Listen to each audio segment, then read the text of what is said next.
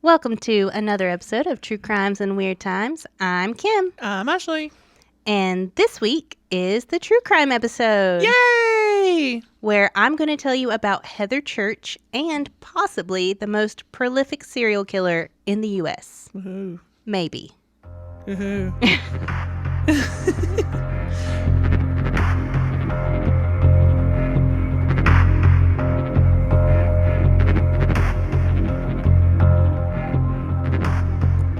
Heather Dawn Church was born July 7th, 1978. That made her 13 years old on September 7th, 1991. That night, she was home with her mother and 3 brothers when her mother remembered that they had a Boy Scout meeting for the 2 oldest boys. Heather and the youngest boy, which was 5-year-old Sage, didn't want to go with her. And Heather had taken some babysitting classes in the past, so her mother agreed to leave Heather alone with the younger brother, and she and the other 2 went ahead and went to the Boy Scout meeting. Okay. That's not weird, by the way. I mean, I would totally be comfortable leaving my 13-year-old with a 5-year-old for a couple of hours. Yeah, for a couple of hours. It also depends on the kid, too. Yeah. So. Now, around 8:30, Heather's mother, Diane, calls to check on them. And she said she could hear the TV on in the background, and Heather told her mom that she had let Sage stay up a little past his bedtime, but don't worry, she's going to put him to bed soon. So her mother was like, okay, that's great, everything's fine, hangs up and goes back to the meeting. Around 10:15, Diane and the other 2 boys come back home, and Diane immediately notices that the house is completely dark and the front door is unlocked. Ooh. So she goes to check on the 2 kids, and she finds Sage asleep in his bed, but she can't find Heather anywhere. Diane and the other kids search the house, they search the property outside, but they can't find any trace of her. So naturally, they call the police to come in. When the police arrive, there is already a ton of friends and family at the house. But, I mean, yeah, okay. I mean, I get it. Your kid's missing. You want people to come help you search. But you're just destroying evidence if there is any. Yeah, that's the problem here. So any forensic evidence at that house is now potentially compromised or just gone. Yeah. If there were footprints, they walked over them. If there were fingerprints, they touched them. I mean, there's no way to recover anything now at this point. Yeah. So the police start searching, and they find no signs of forced entry, no signs of a struggle. There's nothing missing from the house except for Heather. Yeah. And they just can't really find any indication of what happened. She's just gone. The next morning, Diane gets up and she notices that the screen on her bedroom window is out of place. Huh. Now, it's not off, but it's kind of like askew. Like, it's not in all the way. So somebody's clearly messed with it. Yeah. And she calls the police, lets them know. They come back, they dust it for fingerprints, and they end up finding 3 fresh fingerprints around the edge of the screen. Good on her. Right. The problem is the amount of people that had been in and out of the house after the disappearance. Yeah. Like, there's just no way to know if those prints came from a kidnapper or just somebody who had been in the house. But who goes around messing with, well, if they're looking around for evidence. Or if they're just, walking by and holding on to the side of the building. It's dark. That's true. You're just touching things. Yeah.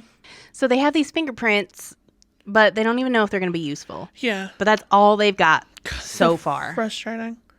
That's why I know you want to be around friends and family, but like, don't. If somebody goes missing, just get out of the house. Yeah. Just get out, call the police. So during this investigation, police consult an FBI profiler who thinks that the culprit was someone who was familiar with the family and familiar with the home itself. Because of the lack of struggle, there was no forced entry. Right. She was more likely to have opened the door for them and let them come in. And she probably would have went with them voluntarily if she knew them. Yeah. So no sign of struggle. No sign of a struggle. Which I kind of like. Do you need an FBI profiler to tell you that? I could have told you that. Why didn't you ask a podcaster? Oh, yeah, it was the early 90s. As usual, the police look at both the parents first. Heather's parents were separated, so they obviously want to know where the dad had been that night. Which he actually had been at a support group meeting for divorcees. until 9:30. And he also passed a polygraph, which is good. Yeah. But it doesn't rule you out. Yeah. And it didn't rule him out. They didn't rule him out as a suspect, but I don't think they were looking at him as heavily. He did have an alibi, and he actually did have a small window. This is the reason they didn't rule him out completely, is because he was at that meeting until 9:30. They think Heather disappeared sometime between 9:30 and 10. So he was close enough. He could have driven to the house and gotten Heather and left again before the mother came home at 10:15. But that's a really tight window. Yeah. Diane is also given a polygraph, which she passes as well. Which, you know, she was with her kids at a Boy Scout meeting. She had a really good alibi. She had a pretty good alibi. They also ran the fingerprints from the screen, but they didn't find any matches.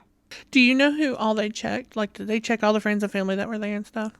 Against the fingerprints? Yeah. I didn't see any notes that they did, but I'm sure they would have. That's probably one of the first things they would do. Police spend a solid week after Heather's disappearance searching the area around Heather's house, and they find nothing. No evidence, no footprints, no Heather, no clothing, nothing. Wow. She's just gone. Mm-hmm. And they keep investigating. I mean, they don't give up, but they have nothing. They have nothing to go on except these fingerprints, which led nowhere. Yeah. Then almost a year later, on August 1st, 1992, about 300 volunteers searched a 4-mile area around Heather's house again. Wow. And again, they don't find anything. A month later, and now remember, this is a year after her disappearance and then a month after the search, authorities set up a roadblock and they start quizzing motorists to try and come up with more clues. And Heather's picture is featured on direct mail cards sent to more than 52 million homes. Oh, wow. Yeah, the police really went hard on this search. I mean, even a year later, they're still putting all their efforts into trying to figure out what happened to Heather. Yeah. Which, I mean, it was a 13-year-old girl. Well, I would, and this is not a dig at the police in any way, but after a year, though, if something actually happened to her. Yeah, considering they had no evidence, I don't know. I feel like a year later, what are the chances of you getting a clue from a random traffic stop? But, I mean, maybe. Yeah. I'm sure it's worked in the past or they wouldn't be doing it. Right. And it doesn't hurt.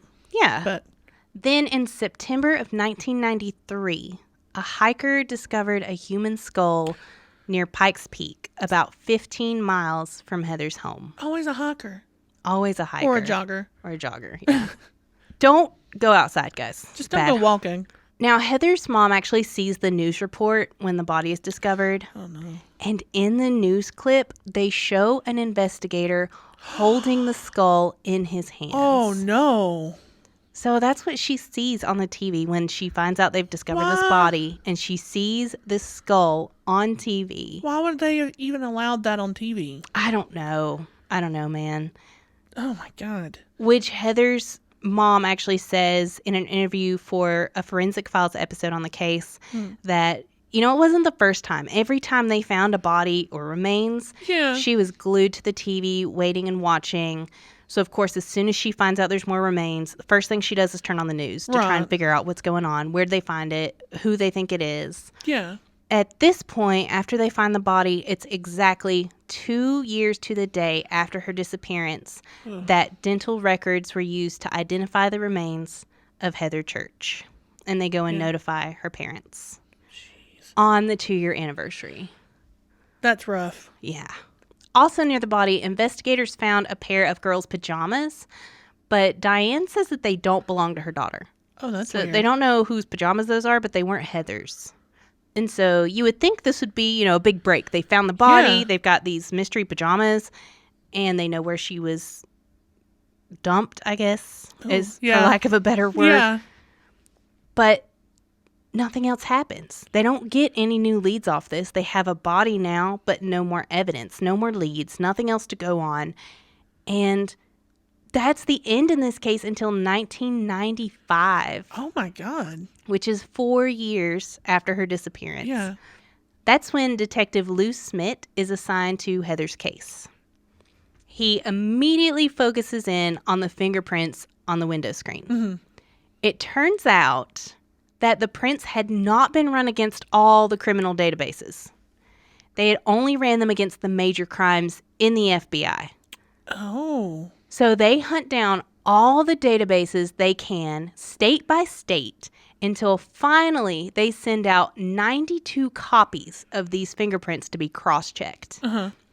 Now remember, this was the 90s. They couldn't just upload it and check every database all at once. These had to be like manually checked against all their fingerprints in the system. Yeah. And originally they'd only checked them against the major crimes in the FBI lab, which seems, well, I don't know. Like you said, though, they had to be manually checked. Yeah, but good on this detective for being kidding. Like, let's find something else to check them against. We've got to have something with these fingerprints. And he just did not give up. Because eventually, one of those comes back with a match. Yes. On March 24th, 1995, almost 4 years after Heather disappeared, the fingerprints come back with a match to 42-year-old Robert Charles Browne.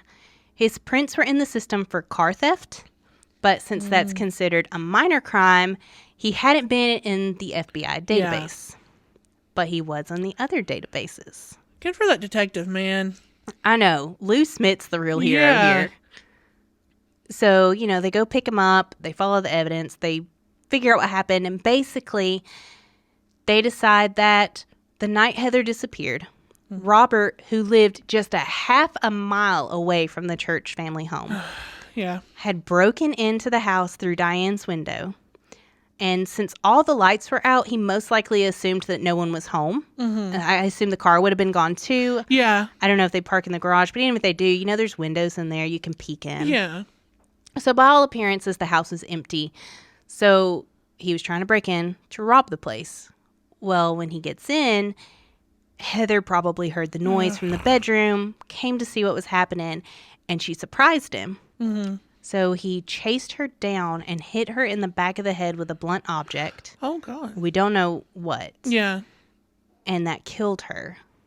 Then he takes the body out to his vehicle, drives out to the remote area near the Pike Peaks in the mountains, and dumps her body in a ravine. Ugh.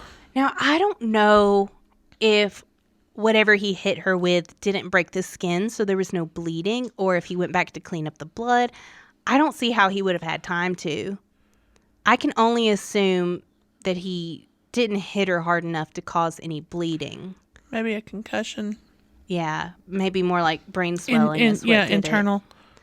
But he does go to trial. He pleads guilty, and he's given a life sentence. Good. Now, he doesn't plead guilty willingly. He claims he's innocent. He didn't do it. He doesn't know who did do it. But he pleads guilty to avoid the death sentence. Oh, okay, sure. Sure. Right. But that's not the end of the story. Oh.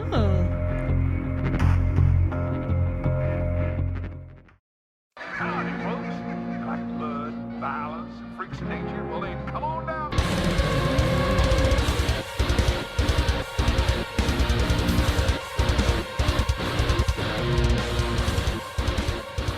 Hello and welcome to the Fun Time Horror Show. I'm your host, Tommy Bell.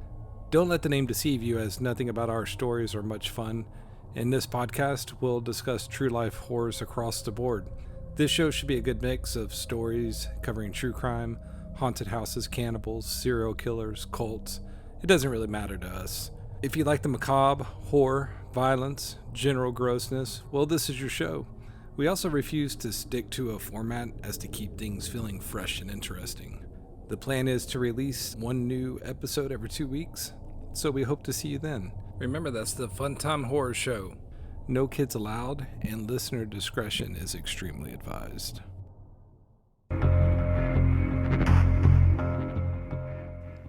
On March 30th, 2000, Wow. 9 years after Heather's disappearance, Robert sent an unsolicited letter to the 4th Judicial District Attorney's Office in Colorado Springs.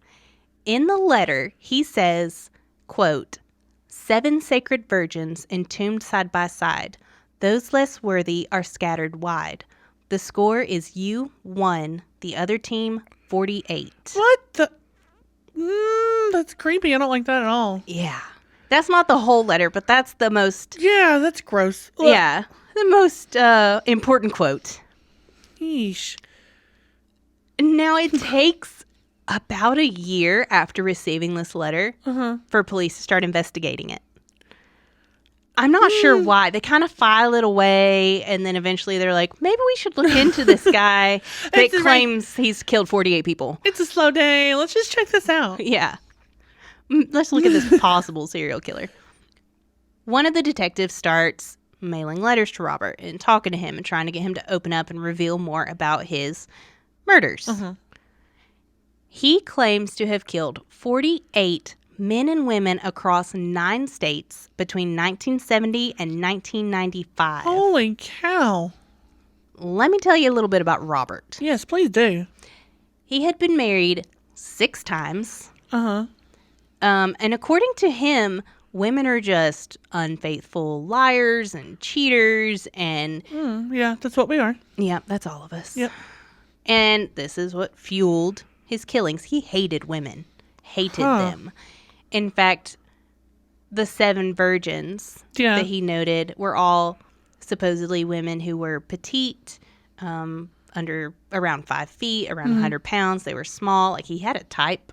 But he also killed men, or claims he killed men. So I'm not really sure what fueled that, if he's claiming he killed people because of his hatred of women. He calls his crimes opportunities. Well, that made that easy. We know what kind he is. He would go on these road trips during his cross-country delivery jobs. Okay, I was going to ask. That's how he went across so many states. He called them ramblings. Oh, God. And he would just stop whenever he felt like it and find his victims along the way. Oh, okay. Just like a hobby. Right, yeah. Okay. He claimed he would also change it up so that he didn't have a signature style. I don't know if this was to keep from having a signature style or he just didn't care. Like, he didn't care how he killed them as long as he killed them. Probably a little of both, but that's so pretentious. Ugh. I already hate this guy. Oh, yeah. And so, like, sometimes he would use guns. He would shoot them. Sometimes he would use knives, chemicals. Sometimes he would strangle them. Jeez. So there's really no way to link all these killings back to one single serial killer because they didn't have anything in common. Well, and now it's starting to look like he's just saying he did it. Yeah, for he's the just attention. finding murders. Yeah. So, I mean, it is 5 or 6 years after he's arrested and sentenced to life before he sends this letter. So he's been in prison for a while. Had time to think about this. And you're not totally off base with your line of thinking here, because he also claimed that he dumped his victims in different places, sometimes lakes, rivers, ditches, off a cliff. Sometimes he would cut up the bodies and put the pieces in various trash cans around town. Cool. He also claims to have had consensual sex with all of his victims. But, I mean, Heather was 13. Yeah. So, but he also claims to be innocent of her murder. So he's taking credit for these 48 murders, but not Heather's. He says he didn't do that. The one where they have his actual fingerprints at the crime scene. He didn't kill her, but he did kill these other people. So, now I wonder if maybe he's saying he killed all these other people to... Like, he killed Heather, but now he's trying to say that he killed all these other people to get it away from Heather. Well, he's already been convicted. I don't think they're going to overturn that. I don't... We're going to get to his possible motives. I'm sorry. Okay. You're kind of on track here. I told you I should have been in the FBI. He is not the most reliable source on these murders. So some of his tips are pretty credible, but others were just outright wrong. Like, for example, one of the cases he takes credit for is a woman named Melody Bush. Robert claims to have used ether on her to subdue her and then stabbed her with an ice pick. However, the medical examiner that did her autopsy found no stab wounds and no ether in her system. What? Like, they have her body. Yeah. They found her. She, at this point, when he confesses, her body had been found and her husband had already been convicted. Because she had acute acetone poisoning, which they said was her cause of death. Yeah. I find it hard to believe that he slowly poisoned her over time anonymously. But like I said, they did convict her husband for it, and he was in jail. But Robert is saying, no, actually, I poisoned her with ether and then stabbed her with an ice pick. Okay. Right, your medical examiner is wrong. He missed my stab wounds. Jeez. Okay. In the case of Fayeline Self, Robert did actually live in the same apartment complex as her, and he claims to have basically wandered inside her apartment one night and killed her while she was in bed. Huh. I guess her door was just unlocked. He walked in and strangled her. But the night that she died, or actually the night that she disappeared, she had been seen in a bar, and after she disappeared, her car was still parked in the bar parking lot. So she went missing at the bar. She went missing from the bar. No, her body has never been found. Robert claims he dumped her in a trash bin. But how did she get home without her car? What is happening? I mean, I guess it's possible he claims to have had consensual sex with her. Maybe he picked her up. Maybe he picked her up at the bar, took her back home himself. But that doesn't match up with his story, which is that he wandered in while she was sleeping. She would. Oh my god. I'm really confused by this. What he's doing. He's well, we'll get there. So, notably, Robert would use the information about his supposed murders to negotiate for things that he wanted. Now I really hate him. Such as a bigger cell, getting rid of this roommate, blah, blah, blah. What things that he wanted while he was in prison, he would give them just enough information, like, here's a little bit more if you'll give me this. Yeah. Yep. Now, he also claims that he had a bad memory. Oh, convenient. And, I mean, benefit of the doubt, we are looking at 30 years since his first murder in the 70s. Supposed murder. She claims his first murder was a Korean man while he was overseas for the war. He did serve in the military. Well, that could very, very well be possible. Right. And now, the only reason police are humoring him at all was one, he did kill Heather Church. They know he killed Heather Church. And they also did find evidence that corroborates his story on some things. But some cases, he doesn't remember names. He doesn't remember exact locations. He has nicknames for his victims, but not their actual names. Yeah. And is it stuff that he could have researched? Some of it could be. Some of it could be him researching cases. Like, hey, I was here then. I was there then. I'll take credit for that one. It's weird that he would just take credit for a case that had already been solved, though, and her husband was in jail, and not even use the right method of killing with his confession. So strange. But like I said, despite all of this craziness, investigators actually uncovered bodies, police reports, and other evidence from 7 killings that matched up to Robert's story. 7 out of 48. That's still a low number, but that's still, he's still murdering people. Right. That's still 7 people. And that includes the 1987 killing of 15-year-old Colorado Springs mother, Rocio Sperry, which is the only one that he's actually been convicted of so far. Okay. He claims to have went on a date with her. At 15? She was 15. Okay. Yeah, this 15-year-old mother had decided to go on a date with 34-year-old Robert Browne. Ew, that's like me going out with... Ugh. Yeah. Anyway, okay. Ew. That's his story. Yeah. He claims that he took her back to his house and he strangled her and then dumped her body in a trash bin. And her body has never been found. So I'm not sure what evidence they had other than his confession. But I mean, they obviously had to have something to convict. I don't think they convict people off confessions alone, do they? He had to have some details of the case that, Maybe. that only the killer would have known. Yeah. I don't believe his story, but no. I'm hopeful that they had something other. I mean, people confess to murders all the time and don't get convicted for it. They just lie about it. Yeah. So I assume they know Surely more. he would have had to know something that they knew. I tried to look into it, but Yeah. I just couldn't, besides that they connected him. So Yeah. I'm just going to take police's word for it that he really did this one, even though it doesn't really make sense in my head. And if he tossed her in a trash bin, it's very possible they would never find the body. So. Right, yeah, exactly. Now, according to an article in the Denver Post, the other 6 victims tied to Robert are Katherine Hayes, who was 15. She was reported missing July 4th, 1980 in Louisiana. Her body was found October 16th of 1980 in Nantachi Creek. I don't know if I'm saying that right. I'm sorry, guys. And she had been strangled. So he still has an MO. Yeah, so these are the ones that they've tied him to, definitively. Not enough to convict, I guess, or maybe they're just not bothering because he's already serving so many life sentences already. Yeah. So there's her. There is Wanda Faye Hudson, 21, was found dead on May 28th, 1983 in her Coushatta, Louisiana apartment. And Coushatta was actually Robert's hometown. Oh. She had been stabbed multiple times. Mm-hmm. And Robert had done maintenance work on Hudson's apartment. Whoa. Including changing the lock on her door. Okay. He probably did that one. He probably did that one. I can see that one.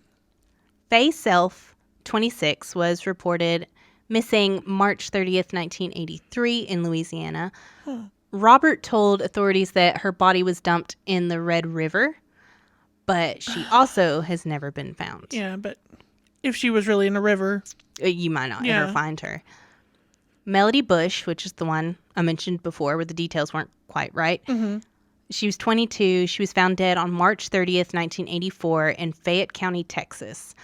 Her body was found in a drainage ditch, and the coroner ruled that Bush died of acute acetone poisoning, like I said before. Right.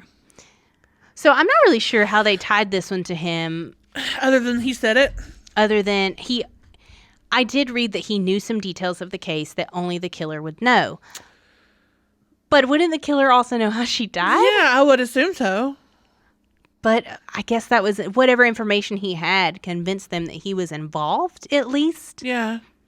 But as far as I know, her husband's still in jail for it. So, I mean, which one is it, guys? Mm-hmm. We also have Nadia Mendoza, who is 17. She was reported missing on February 2nd, 1984 in Texas.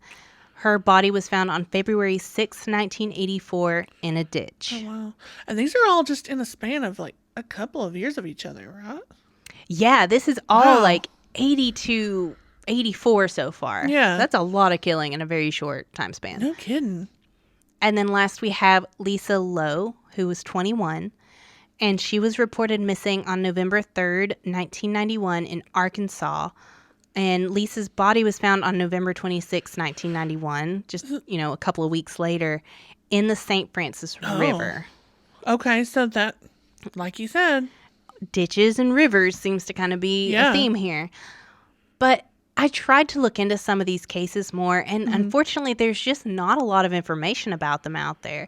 Most of what I could come up with was just tying them back to Robert rather than a standalone, here's what happened to these women, which was a little discouraging for me. Well, but yeah, we won't go into that right now. But, I mean, that's a lot of people. Like, reading them off like that was a long list. Yeah. And those are just 7.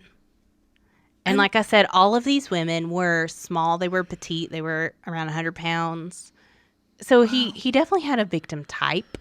Yeah. If he killed them. That's just it. Is Robert Charles Browne the most prolific serial killer in the U.S.?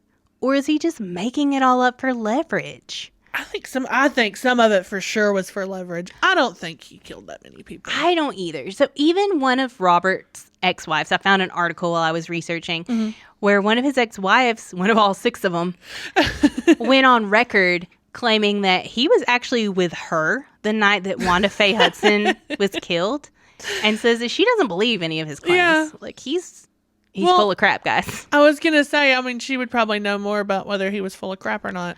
Right, but also, like, do you want to believe that about someone you were married to? Also, because even though you're divorced, I gotta say, I don't want to have to say that, yeah, I was married to a serial killer. That's true. And I just missed it. Which, I mean, that happens a lot. I was going to say that happens a lot, That is nothing to be ashamed of. If it turns out your spouse is a serial killer, man, don't feel bad. It happens. You'll probably know sooner or later.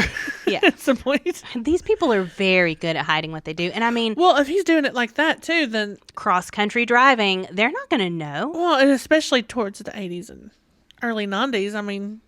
You only have contact with them when they stop somewhere to call you. Yeah. I mean, you didn't have cell phones in the 80s. Right. I mean, personally, I think the truth is somewhere in between. Is he a serial killer? Probably. Yeah. Did he kill 48 people? No. I don't think so. I feel like the number's a lot lower than that.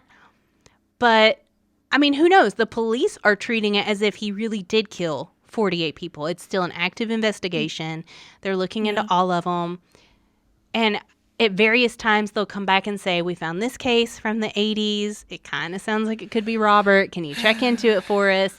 Yeah. Then they'll go back to talking to him and trying to get information from him. And I just don't know. This is one of the harder cases for me to form an opinion on because I feel like, without a doubt, he killed Heather Church. Yeah. He was convicted of the other murder of Rocio Sperry, but, I mean, on what evidence did they have? They didn't have a body. Yeah. Other than...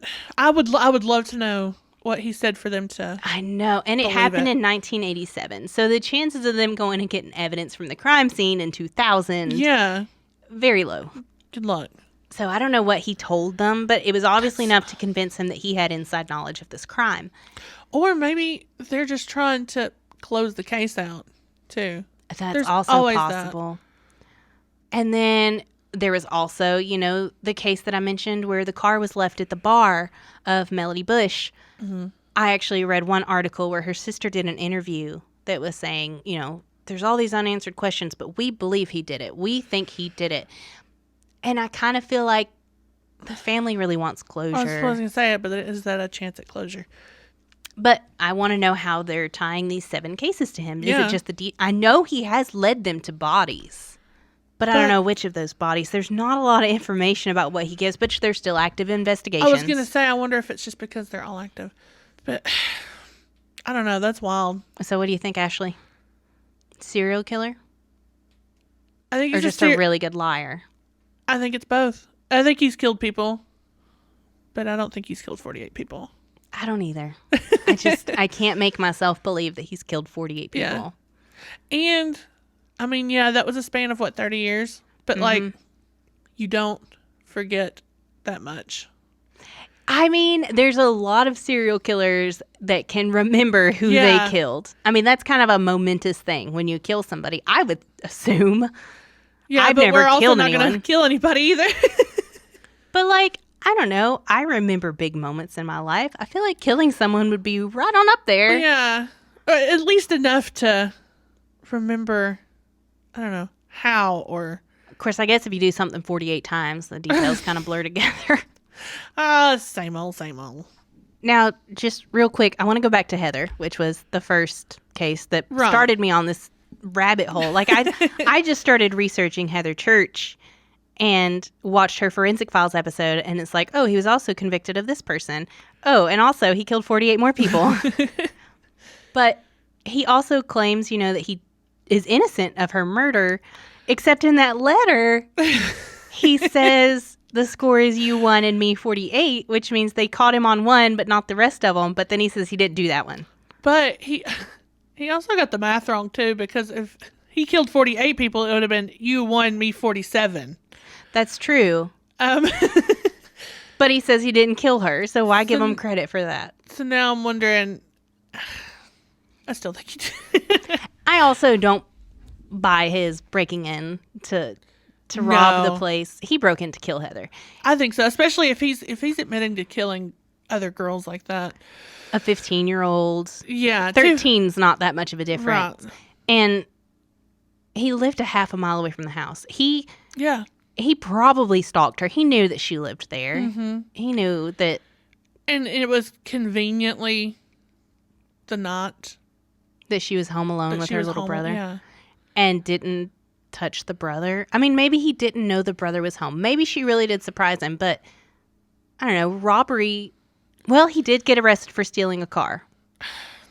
That's how his fingerprints were in the system in the first place. Yeah, but So maybe he was really going to rob the place. it's possible. Maybe it really was a crime of, opportunity that Yeah. he didn't plan out. But I have a hard time believing that. Yeah, me either. And I find it so weird that he will readily admit to these other 48 murders, but not the one he's in jail for. But not the one he actually did. That's why I wonder if maybe it's all sideshow. Also, I did read in one article, I forgot to mention this, that part of the reason they believe that he did do these other killings is those pajamas that they found. Oh, I forgot about the pajamas. They found those pajamas, and they were not Heather's pajamas. Like, did he live alone or something? At various times. I mean, Well, I meant during Heather's. I don't know, Murder. actually. There honestly is not that much information about Robert as a person, only as what he did, his serial killer stuff. I know that he was one of 9 children. He was a twin. Oh, wow. I think there were 3 sets of twins Oh, wow. and his brothers and sisters. Sheesh. And he didn't have a great childhood growing up. Yeah. And then he joined the military. But that's kind of all we really know about him besides, he's married 6 times. Yeah. He apparently thinks all women are trash. Well, I guess by the 6th one. Well, I've got to feel like if you get divorced 6 times, at some point, It's probably you. yeah, you got to start finding the common denominator there. Yeah. Maybe he did go to burgle, but Maybe. it's just awfully convenient that she was murdered. She was around the same age. She was dumped like the rest. Yeah. If he did them. In a ravine. Like, Yeah. I don't know, man. Maybe he's the most prolific serial killer in the U.S., but I'm just... But maybe he's also a liar. Maybe. Like a liar. Murderers don't lie. But yeah, that's it, guys. That is Robert Charles Browne and his maybe 48 killings. His definitely 2, though. I hate you, Robert. You're so pretentious. Definitely 2. Maybe 8. You big jerk. Or maybe 7. Idiot.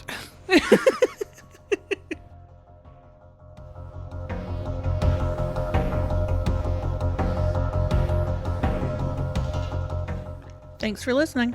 Like us on Facebook at True Crimes and Weird Times Podcast. Follow us on Instagram at True Crimes Weird Times. Email us your stories at truecrimesweirdtimes@gmail.com. And if you enjoyed the show, make sure to subscribe and leave a review. Bye.